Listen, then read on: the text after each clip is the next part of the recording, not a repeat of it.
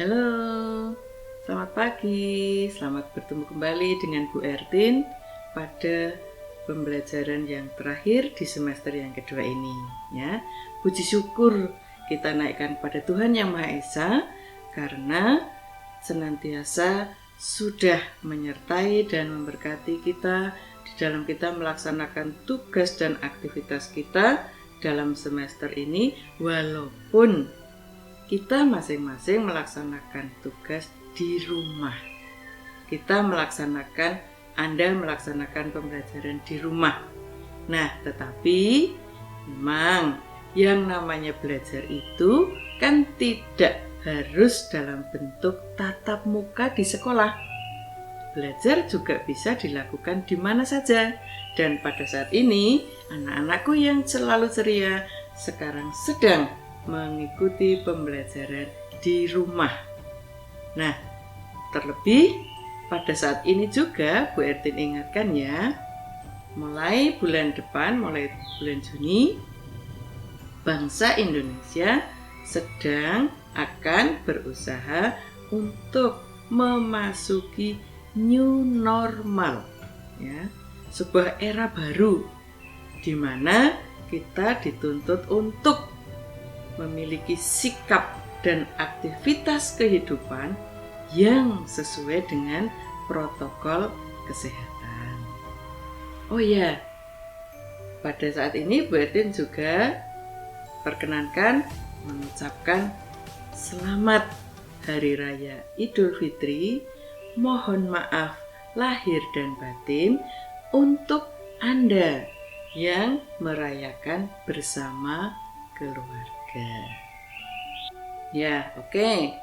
Pokok bahasan yang pertama, tentu anak-anak sudah ingat ya, masih ingat ya. Judulnya apa?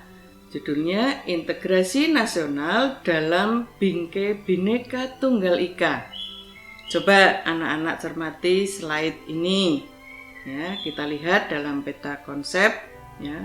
Itu kita bahas beberapa materi yang kita pelajari di semester di bab 1 atau bab ke-5 ya. Pada pokok bahasan ini secara garis besar menjelaskan tentang kebhinekaan bangsa Indonesia, juga tentang pentingnya mewujudkan integrasi nasional di tengah era globalisasi, serta di samping itu juga bagaimana kita sebagai warga negara berperan dalam upaya menjaga persatuan dan kesatuan. Nah, itu inti pokok materi dari bab pertama atau bab ke-5. Nah, kemudian yang bab berikutnya, bab ke-6, kita juga sudah mempelajari tentang ancaman yang akan timbul terhadap negara dalam bingkai Bhinneka Tunggal Ika. Coba kalian cermati juga materi yang terkait dengan ancaman terhadap negara dalam bingkai Bhinneka Tunggal Ika. Materi ini secara garis besar menjelaskan tentang ancaman yang bisa datang dalam bidang ideologi, bidang politik, bidang ekonomi, bidang sosial budaya, maupun bidang pertahanan dan keamanan, dan upaya-upaya atau langkah-langkah penyelesaian atas ancaman tersebut. Nah, ini materi yang kedua atau bab 6. Kemudian di dalam bab yang terakhir, coba Anda ingat lagi, coba Anda buka LKS-nya tadi ya. Kita masuk pada materi yang terakhir yang diberi judul Wawasan Nusantara dalam konteks Negara Kesatuan Republik Indonesia. Coba Anda lihat lagi tayangan materinya, materi apa saja yang dibahas di dalam materi tentang wawasan Nusantara ini. Nah, secara garis besar memberikan pemahaman kepada kita tentang yang pertama, pengertian wawasan Nusantara. Yang kedua, hakikat dari wawasan Nusantara. Ketiga, kedudukan dan fungsi serta tujuan dari wawasan Nusantara. Kemudian termasuk di dalamnya ada dua aspek ya anak-anak, yaitu satu aspek Trigatra dan yang kedua aspek Pancagatra dalam wawasan Nusantara. Nah, saya atau Bu Ertin berharap 3 materi pokok ini sudah Anda pelajari, sudah Anda cermati, sudah Anda pahami, bahkan sudah Anda juga buat dalam tugas-tugas yang selama ini Bu Ertin berikan melalui pembelajaran daring. Nah, sekarang persoalannya, ketika kita sudah memahami 3 pokok bahasan tadi, lalu apa? Sikap apa yang harus kita lakukan? Apa yang harus saya lakukan? Anda lakukan sebagai siswa maupun sebagai warga negara. Kita harus mengembangkan beberapa sikap sebagai implementasi dari pemahaman ketiga materi tersebut. Ya. Nah, apa saja hal-hal yang bisa kita kembangkan dari mempelajari 3 pokok bahasan tadi? Yang pertama, coba pahami ya. Kita harus mengembangkan sikap disiplin. Apa itu disiplin? Disiplin itu taat, ya, mengikuti segala peraturan yang berlaku. Di mana? Ya di dalam rumah, di keluarga, di masyarakat, di sekolah. Santun, menjaga sopan santun dalam berkomunikasi dengan orang-orang yang ada di sekitar kita. Ramah, murah senyum, ya, tapi tidak senyum sendiri loh, ya. Dan pemaaf. Apa itu pemaaf? Tidak menyimpan dendam ketika kita disakiti oleh orang lain, ya. Yang kedua, taat pada peraturan yang berlaku. Di lingkungan hidup kita tentu banyak sekali peraturan-peraturan yang harus diikuti. Di rumah juga ada peraturan, di lingkungan masyarakat sekarang ini apalagi ya di era merebaknya COVID-19 ini, sangat banyak peraturan-peraturan yang ada di lingkungan kita. Kita bisa melihat di setiap gang ya ada tutup-tutup ya yang dilakukan supaya tidak mempermudah orang keluar masuk di lingkungan kita. Ya. Yang ketiga, mengembangkan sikap kerjasama yang saling menghormati dan memperhatikan keberagaman. Ya, maksudnya bahwa di lingkungan kita itu berbeda-beda. Ya beda agama, ya beda suku, beda kebiasaan, beda adat dan seterusnya.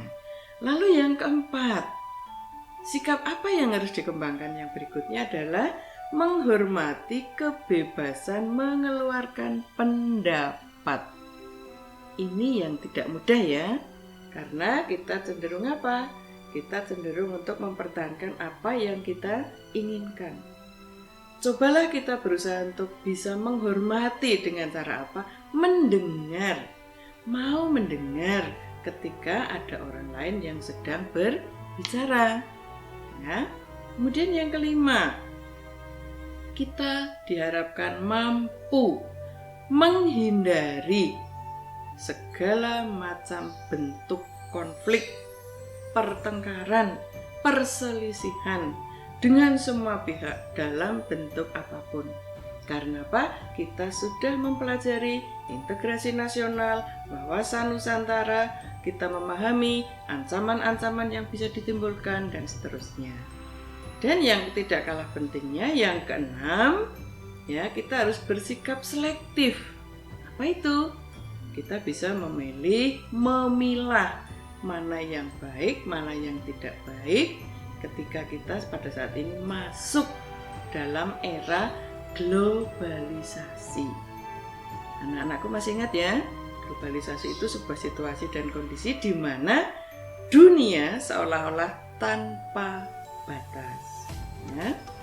Yang ketujuh, ya, diharapkan kita bijaksana menggunakan atau memanfaatkan sarana media sosial yang sekarang ini sangat pesat perkembangannya, ya.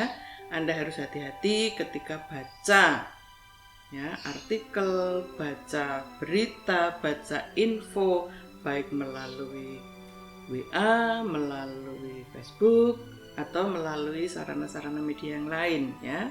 Ketika kita melihat, ketika kita membaca, kita harus bisa memahami dulu. Lihat dulu, ini tentang apa? Apakah apakah menimbulkan konflik atau tidak, ya. Nah, ini yang harus dilakukan. Bijaksana memanfaatkan media sosial. Artinya apa? Dipakai untuk hal-hal yang bersifat positif dan membangun, ya. Kemudian yang terakhir, bijaksana dan hati-hati dalam menanggapi berbagai informasi. Nah, ini sangat penting ya, karena pada saat ini, pada situasi, apalagi situasi negara yang sedang prihatin menghadapi goncangan kondisi COVID-19 yang belum bisa berakhir, akhirnya berdampak pada masalah ekonomi, masalah sosial, dan seterusnya. Nah, ini menuntut kita untuk hati-hati ketika kita membaca informasi di media sosial. Jangan sampai kita terpancing, apalagi terpengaruh akan info-info yang berbau provokatif. Ya, ini ya anak-anak. Jadi saya percaya, Bu Edin percaya bahwa anak-anakku adalah anak-anak yang pinter, yang bijaksana, bisa melihat segala sesuatu dari sisi yang positif dengan kita mempelajari 3 materi tadi. Ya, nah oleh karena itu, maka untuk yang terakhir pada kesempatan pertemuan yang terakhir pada semester ini, Bu Ertin ingin menyampaikan beberapa hal. Yang pertama, ya, tentu kita yang pertama masih harus berjuang, ya.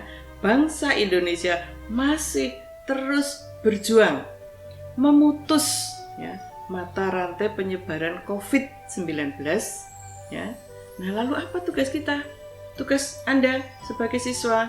Nah, sebagai siswa, sebagai warga negara, ya, Anda juga mempunyai tugas untuk mendukung pemerintah mengatasi persoalan ini, walaupun Anda tidak harus menjadi tenaga medis, Anda tidak harus menjadi grup atau anggota gugus tugas, tidak, ya. Sebagai warga negara, tadi di awal sudah dikatakan Bertin bahwa kita harus selalu disiplin, mentaati segala peraturan yang berlaku.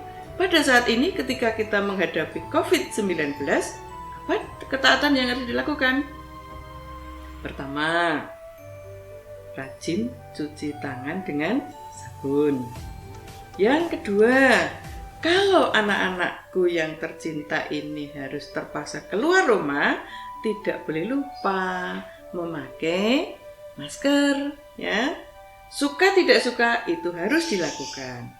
Yang ketiga, ketika kita berkerumun atau berkumpul dengan banyak orang, maka kita harus selalu ingat jaga jarak.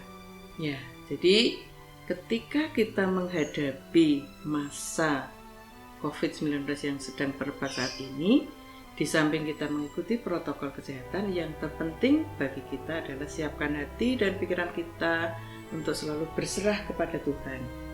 Tidak takut, tidak panik, tetapi mengikuti semua aturan yang sudah ditetapkan, dan jangan lupa tetap menjaga kesehatan dengan pola makan yang sehat, istirahat yang cukup, cara hidup yang baik. Nah, itu terkait dengan apa yang harus kita lakukan. Kemudian anak-anakku yang selalu ceria, selalu gembira dengan belajar di rumah, ya. Pada saat ini anak-anak juga sebentar lagi akan menghadapi penilaian akhir tahun atau PAT. Tentu anak-anak sudah mendapatkan jadwal pelaksanaan dari kegiatan PAT, ya. Nah, Bu Ertin berharap anak-anak bisa mempelajari semua materi dengan baik. Terlebih Bu Ertin pada pertemuan yang lalu sudah mengirimkan kisi-kisi atau materi untuk persiapan PAT. Anak-anak cukup mempelajari dari materi yang diberikan Bu Ertin itu untuk persiapan PAT dengan fokus belajar pada kisi-kisi atau materi PAT. Bu Ertin sangat yakin bahwa akan sukses. Anda pasti bisa mengerjakan semua soal dengan meraih prestasi yang terbaik. Nah, kemudian halo untuk anak-anak yang belum mengumpulkan tugasnya. Berarti masih nunggu, ya. Ada beberapa di antara Anda yang belum mengumpulkan tugas-tugas PPKN. Ya, pada kesempatan ini tolong ya, segera dibuat, segera dikirim. Boleh dikirim lewat WA ataupun lewat email yang sudah Bu Ertin berikan. Masih ada di antara Anda yang belum mengumpulkan tugas itu loh. Ditunggu ya. Ya, akhirnya Bu Ertin selalu berdoa, ya. Bu Ertin doakan semoga anak-anakku yang selalu ceria, yang selalu semangat, ya, tetap sehat, ya, tetap semangat, tetap sukacita dengan belajar di rumah bersama keluarga tercinta, dengan mengikuti semua aturan yang ada, belajar sesuai jadwal yang sudah disiapkan, materi disiapkan. Kemudian jangan lupa, karena PAT-nya itu dilaksanakan secara online, maka pastikan ketika anak-anak akan mengikuti tes, anak-anak sudah siapkan. Jangan lupa tulis nama, kelas, ya, dan perhatikan durasi waktu yang sudah ditetapkan. Karena kalau tidak, nanti anak-anak akan tertinggal dan itu tidak bisa diulang. Gitu ya. Ya, oke. Selamat belajar. Tuhan memberkati kita semua. Dadah.